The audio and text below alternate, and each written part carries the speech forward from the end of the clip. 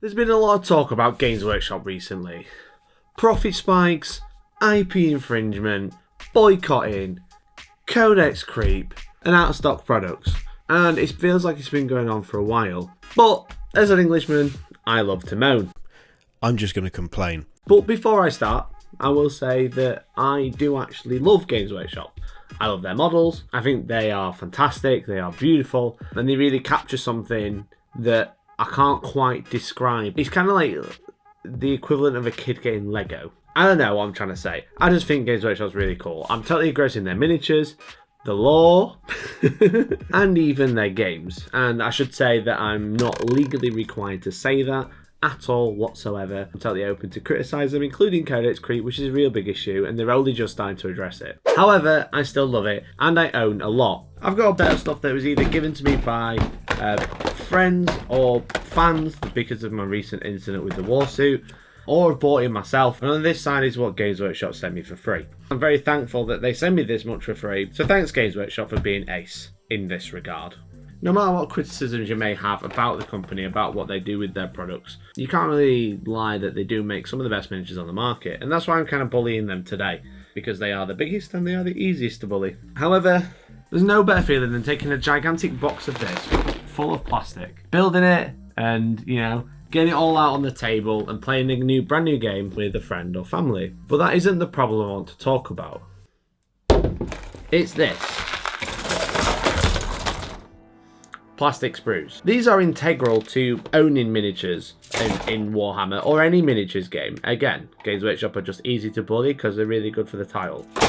These are kind of integral. These are the building blocks of where your miniatures, how your miniatures are made, They get formed in a machine and your miniatures come on these and you cut them off, you take off all the mold lines, or some people don't. You drill all the bolters, or some people don't. And then you end up building some really, really cool miniatures. And I love that. Thanks Games Workshop for making great miniatures. I do really love them. Please don't hate me for this video. But no matter what we make, we are always left with stuff like this. Now this is from Terrain, but these are from some miniatures out of Warcry in particular. And once you've built them, and obviously I have spares on these sprues, but you could take them off, put them in a bits box and save them. But once you've built them, you're left with a big frame that is essentially just going to go in the bin, right? Now there are people who are way more crafty than me and have way more time and they're way more talented than me and they're more hobby savvy. I'm very much a build it, paint it, let's get a game going. Some people just take sprues and turn them into things, which is amazing. Obviously there's the old sprue crons, if you remember those of days old, where it's like, this is a Games Workshop army because it's made of sprues. But also other people in my field that make videos, such as Midwinter Minis. He's made a video about taking sprues and turning it into terrain, like bunkers and stuff. And there's also a channel known as Miniature Hobbyist who has not only made terrain and basic materials and flat panels, but he's also made stompers and gorkanauts and other wacky stuff just out of basically melting sprues with whatever means and then turning it into something new, which is fantastic, and hats off to them. However, that is basically a hobby within a hobby, and I hate those because I have enough hobbies already. But it is super time consuming, which is a big thing. Now you're going to save loads of money because you're going to make your own terrain, you're going to make your own miniatures, you don't need to buy more, but it is time consuming, and that is a big issue in a lot of people's lives. So what we're more likely to do is take these miniatures, build them, but then the plastic sprue, once we've removed all the bits that we want, is going to end up in recycling. But did you know Games Workshop plastic isn't actually recyclable? That is a big issue. Now, I've mostly looked into Games Workshop manufacturing, but this is you could probably apply this to multiple game companies that make plastic miniatures. But most of their plastics are made from polystyrene for the molds, or high impact polystyrene, aka HIPS. HIPS. This is important because it's made of polystyrene, which is non-biodegradable. The only real way to dispose of it properly is to melt it at about 1000 degrees Celsius and just hope it disappears and it turns back into its natural form. However, not everywhere does this, and not everywhere can recycle these sorts of plastics. So when you do put these into your recycling bin, they actually just end up going to landfill. They don't get recycled whatsoever.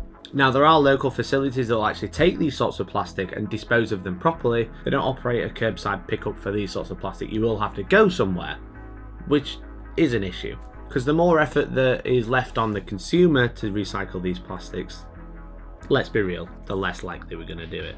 Now, Games Workshop once almost seemed to address this issue because it has been like a running problem throughout their like history as a company, and they released an article called "The Sprue and You," and it seemed to start to address the problem with sprues, but it ended up just being a marketing campaign for Slanesh demons that were leaked on Sprue once upon a time. So what almost could have been like a redemption arc for Games Workshop, it all just turned into meme advertising, which, you know, is fair enough. Now, I looked into the investor landing page and I couldn't find anything. There's no mention or anything, but I did look at the annual reports, and it does mention that they are working to reduce the energy consumption on their sites that they have, and look towards plastic and cardboard recycling on their Nottingham site and soon in Memphis and Sydney. Whether this is like general waste or like just like packaging waste, or it's actually plastics they are producing that they are looking to recycle afterwards, whether that's waste material or taking other people's stuff in, I don't know, but there's not a lot to read up on in this annual report, so I don't really know. I'm just kind of guessing now.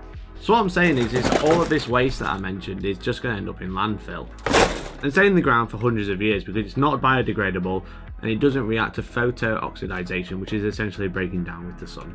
I'm not a material scientist. I'll leave a link to Wikipedia. That's how I did my homework at school and I seem to do all right. So they'll stay there and slowly decompose after over hundreds of years.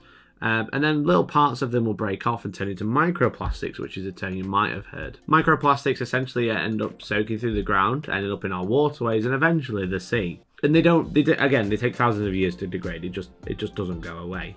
And it is a growing problem all over the world. The ocean is full of microplastics and eventually they bioaccumulate into different organisms. And basically, one fish will confuse it for one type of food, and then that fish will get eaten, and then that fish will get eaten, and then we'll eat it. So that little tiny fish that ate a little tiny piece of plastic that eventually died because it thought it was eating food but it wasn't, will be eaten by something else, and then you'll eventually eat that as well. Unless you're vegan or vegetarian. But essentially, your food now has microplastics in it, and the only people we have to blame is ourselves. Great. Something needs to be done relatively quickly because the problem isn't just going to go away, and the longer we just ignore it, the bigger problem it's going to be. Now, there is one way we can help. Team Seas is a fundraising initiative rallied by Mr. Beast and Mark Rober, and they're trying to raise awareness for microplastics and generally plastic waste in the sea with Team Seas, which is a collection of two non-profit charities that are trying to clean up the sea. They're trying to raise awareness of this growing issue, and they're trying to fundraise because they're trying to raise $30 million to remove 30 million pounds of trash. So $1 equals £1 of trash that will be removed from the sea over the next few years. And that's kind of the goal, and they are already halfway there. Now, I can't give them $15 million to remove that because I don't have that. But maybe with your help and with everyone working together all over the internet, because everyone is making videos about it, maybe together we can try and help the issue, at least slow down the growing problem that we have with plastics infesting the sea. The reason I'm making this video is to also raise awareness. And if you don't want to donate or just can't, then that's okay. For every subscriber I gain from this video, I'll be donating 25 cents to the cause. So consider subscribing today and I'll donate for you. So how do we stop plastic getting into the sea? I'm not going to sit here saying plastic is bad. Or like every miniature must be made from grass and only grass and nothing else. But, you know, it doesn't matter what I say. I am part of the problem as well because I do have a lot of plastic. I have a lot of plastic sat behind me and all of those sprues have ended up in landfill. But I have all of this. I have all of that. And I have a lot more upstairs. But this is probably the only time someone's going to sit and tell you on a video that having a pile of shame is totally fine. Because what you're doing by hoarding it in a cupboard or in a drawer under your bed is you're actually delaying it going into landfill. So good job. Only ever so slightly, but you know, every little helps. But really, the only way we can fix this issue is going directly to the manufacturers. We go to the root of the problem. The easiest way for us as a consumer would be for the manufacturers such as Games Workshop and every other plastic manufacturer. Again, I'm just picking on Games Workshop because it's easy for the title. But the easiest way or the best way to fix this problem would be that Games Workshop go ahead and change the type of plastic to something that is biodegradable, that doesn't break down into the sea. And I'm no material scientist. I imagine that's quite difficult, or they would have done it already. Another option is to look at ways that they can take sprues or recycle old sprues and basically do something with them. And then maybe need to look at investing in the infrastructure of how they manage their old sprues. Now, there's a store in France known as Wargaming Spirit, and they uploaded a video a couple of months ago where they're actually taking old sprues and turn them into water pots, which is great. It's a really great initiative. They're taking old stuff and turning it into new stuff. Now, this doesn't prevent stuff going into landfill. It merely delays it again. It goes to landfill with a few extra steps. But it does slow it down quite a bit because you turn it into something that's not going in the bin today. It's going to go in the bin in a year, 2 years, 10 years. Who knows? How old's your water pot? Let me know. Let me know down below. How old's your water pot?